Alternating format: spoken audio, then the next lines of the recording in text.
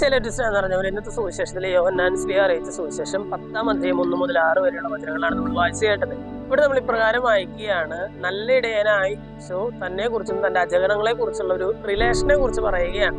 ഇവിടെ ഈശോ പറയുകയാണ്, ഇടയൻ ആടുകളുടെ മുമ്പേ നടക്കുന്നു, അവന്റെ സ്വരം അറിയുന്നത് കൊണ്ട് ആടുകൾ അവനെ അനുഗമിക്കുന്നു, അവർ അപരിചിതനെ അനുഗമിക്കുകയില്ല എന്ന് പറയുകയാണ്. കാരണം എന്താണ്? അപരിചിതനെ അറിയാത്തത് കൊണ്ട് അവർ അപരിചിതനെ അനുഗമിക്കുകയില്ല, എന്നാൽ ഇടയനെ അറിയുന്നത് കൊണ്ട് ഒരു ഇടയനെ അനുഗമിക്കും എന്ന് പറയുകയാണ്.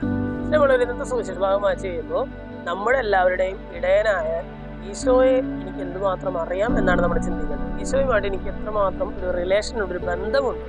ഇന്നത്തെ സുവിശേഷ ഭാഗം വായിച്ചു കഴിയുമ്പോൾ നമ്മുടെ ഇടയനായിട്ടുള്ള ഈശോയുമായിട്ടുള്ള ഒരു ബന്ധം വളർത്തിയെടുക്കാനായിട്ട് നമുക്ക് പരിശ്രമിക്കും. ഈ സുവിശേഷ ഭാഗത്തിൽ ഈശോ പറയുന്ന ഈ ഉദാഹരണത്തിൽ അവിടെ കൃത്യമായിട്ട് പറയുന്നുണ്ട്, അവർ മറ്റുള്ളവരെ അറിയുന്നില്ല, മറ്റ് ഇടയന്മാരെ അറിയാത്തത് കൊണ്ട് അവരവരെ അനുഗമിക്കുന്നില്ല.